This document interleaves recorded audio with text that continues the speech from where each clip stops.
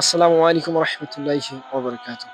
প্রিয় ভাই আমার, প্রিয় বোন আমার, আজকে আমি আপনি যদি গুনাহকে গুনাহ না মনে করি এবং নামাজ না পড়াকে যদি গুনাহ না মনে করি, তাহলে ওই দিনের মধ্যে কি হয়ে যাবে? হাসর ময়দানে যেদিন শিশু বাচ্চাগুলো একদম বৃদ্ধে পরিণত হয়ে যাবে, তাদের চুলগুলো পেকে যাবে, তাদের দেহের মধ্যে ভাঁজ এসে যাবে, এতটা ভয়ঙ্কর পরিস্থিতি অবস্থার সম্মুখীন করবে।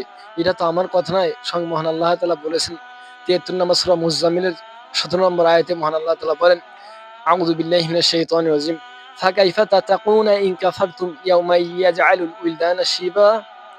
ফাকাইফা তাত্তাকুনা, সুতরাং তোমরা নিজেকে কিভাবে ওই আত্মরক্ষা করবে? ইন কাফারতুম, যদি তোমরা অস্বীকার করো, ইয়াউমা ইয়াজালুল উইলদানা শিবা, ওই দিনটা যদি অস্বীকার করো, যে দিনটা একটা শিশু বাচ্চাকে, একজন শিশুকে বৃদ্ধে পরিণত করে দিবে।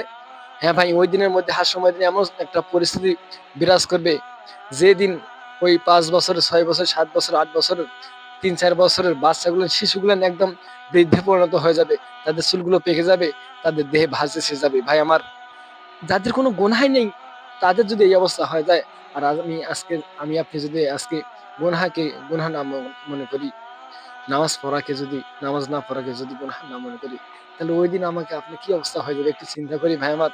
ওই দিন ধ্রুব সত্য, ওই কিয়ামতের দিন ধ্রুব সত্য, ওই ধ্রুব সত্য, ইন্নাহু লাহুল হাক্কুল ইয়াকিন, নিশ্চয়ই তার ধ্রুব সত্য ভাই আমার।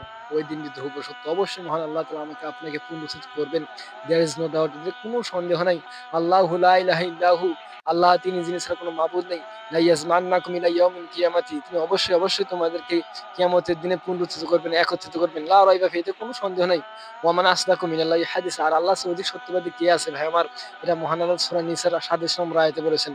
ভাই আমার, আল্লাহর ওয়াদা সত্য, কাজে আপনি ওই দিনটি, যেখানে কোনো মৃত্যু নেই, একদম চিরস্থায়ী আখিরাতের জীবন, কাজে ওই দিনটি নিয়ে আপনি অনেক গভীরভাবে হাজার লক্ষ কোটি বার একটু চিন্তা করেন।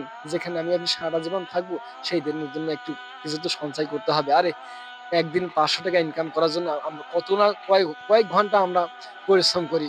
আর যেদিন আমরা, যেখানে একদম চিরস্থায়ীভাবে থাকবো, হাজার লক্ষ কোটি বছর না, আরে ভাই মৃত্যু নেই, সেই জীবনের জন্য তো কিছু করতে হবে ভাই আমার। সামান্য আপনি অতীতে যদি ভুল ত্রুটি হয়ে যায়, ওইজন্য মহান আল্লাহ তাআলার কাছে ক্ষমা চাই। তাহলে অতীতের গুনাহগুলোকে তিনি কনভার্ট করে নেকিতে রূপান্তর করে দিবেন। কাজেই আপনি ওই দিনকে স্মরণ করি, যে দিনটা একটা শিশুকে বৃদ্ধে পরিণত করে দিবে, এবং ওই অনুযায়ী মহান আল্লাহ তাআলার দিকে প্রত্যাবর্তন করার চেষ্টা করি। ওয়া মা তৌফিক ইল্লা বিল্লাহ।